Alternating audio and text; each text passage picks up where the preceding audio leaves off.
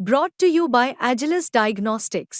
Health test की बात आती है तो मैं भरोसा करता हूँ India's largest diagnostics company Agilus diagnostics. खुद को टेस्ट करते रहो। सफलता के कई माता पिता होते हैं जबकि असफलता अनाथ होती है। महाराष्ट्र में एमबीए के हार के बाद असफलता अनाथ नहीं रही। असफलता के कारण ढूंढे जा रहे हैं और कारण ढूंढने वाले भी एमबीए के लोग ही हैं और हार के जिम्मेदार भी एमबीए में ही ढूंढे जा रहे हैं। परिणीति शिंदे पर भी हार की ऐसी ही एक जिम्मेदारी थोपी गई है। कुछ ना कहते हुए परिणीति पर ठिकरा फोड़ दिया गया कि शिवसेना यूबीटी के प्रियंका चतुर्वेदी ने यह ठिकरा फोड़ा। सोलापुर कांग्रेस के दिग्गज नेता सुशील कुमार शिंदे का गढ़ रहा है और शिंदे रहते सोलापुर में कांग्रेस पनपी बढ़ी, लेकिन विपक्ष का नेता नहीं उभर पाया। 2024 के लोकसभा चुनाव में भी परिणीति शिंदे लड़ी और जीती भी। टिकट मांगी, हाईकमान ने टिकट दे दिया। परिणीति शिंदे ने 2 चुनाव में कांग्रेस की बैक टू बैक हार के बाद सीट जीतकर डंका पीट दिया। सोलापुर में परिणीति शिंदे ने कांग्रेस की इतनी मजबूती वापसी कराई कि कोई चांस ही नहीं दिख रहा है कि विधानसभा में अनहोनी होने का, कुछ भी अनहोनी का चांस नहीं रहा। लेकिन सोलापुर साउथ सीट पर जब शिवसेना यूबीटी ने ताल ठोक दिया तो परिणीति और सुशील कुमार शिंदे अड़ गए। कांग्रेस की लड़ाई रही और फिर कांग्रेस की तरफ से शिंदे ने एंड मौके पर देखे तो कांग्रेस अपने उम्मीदवार दिलीप सिंबल को उतार दिया। बिना लड़े चुनाव से बाहर भी हो गई और तब भी सुशील शिंदे और परिणीति शिंदे अड़े रहे कि यूबीटी उम्मीदवार अमर पाटिल का ही समर्थन नहीं करेंगे। निर्दलीय धर्मराज कराड़ी को समर्थन दे दिया और शिंदे का दलील बस इतनी सी थी कि शिवसेना यूबीटी सोलापुर साउथ में सिर्फ एक बार जीती और ऐसे में कैसे दावा कर सकती है। सोलापुर में ऐसा पासा पलटा कि यूबीटी वाला उम्मीदवार भी हारा और शिंदे समर्थित निर्दलीय भी।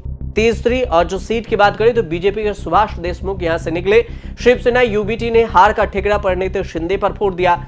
प्रियंका चतुर्वेदी ने सीधे कुछ नहीं लिखा, बस इतना याद दिलाया कि सांसद परिणीति शिंदे समर्थित निर्दलीयों की जमानत हो गई। शिवसेना यूबीटी उम्मीदवार की हार हुई और प्रियंका ने एक न्यूज रिपोर्ट अटैच की थी जिसमें सोलापुर में परिणीति शिंदे की हार जाने की बात थी। परिणीति शिंदे के सोलापुर हट को लेकर उद्धव ठाकरे नाराज थे और जिस दिन उद्धव ठाकरे प्रचार करने सोलापुर आए थे तब परिणीति शिंदे रैली में शामिल नहीं हुई थी। सोलापुर में चुनाव के बीच में ही शिवसेना यूबीटी ने परिणीति शिंदे को विलेन मान लिया था और परिणीति के पोस्टर पर जूते तक चला दिए थे शिव सैनिकों ने।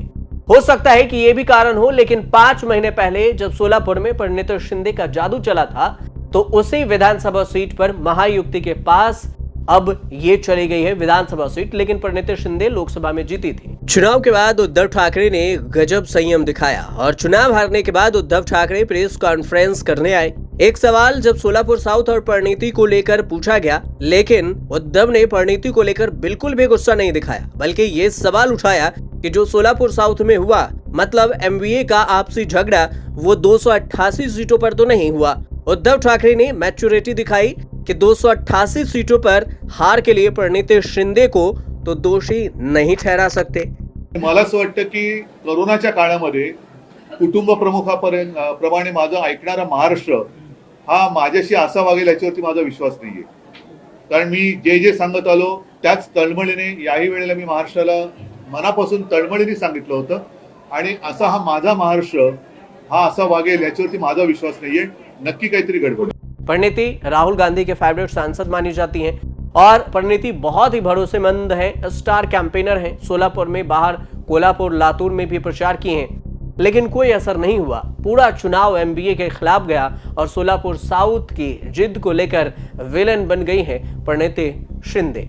अब देखना यह होगा कि हार जीत को लेकर जो बैठकों का दौर जारी है उसमें एमबीए के बीच से कौन कौन से रीजन निकलकर सामने आते हैं, कौन कौन से कारण सामने आते हैं, जिससे यह पता चले कि एमबीए की हार की असली वजह क्या कुछ थी। फिलहाल आप देखते रहिए न्यूज़ तक।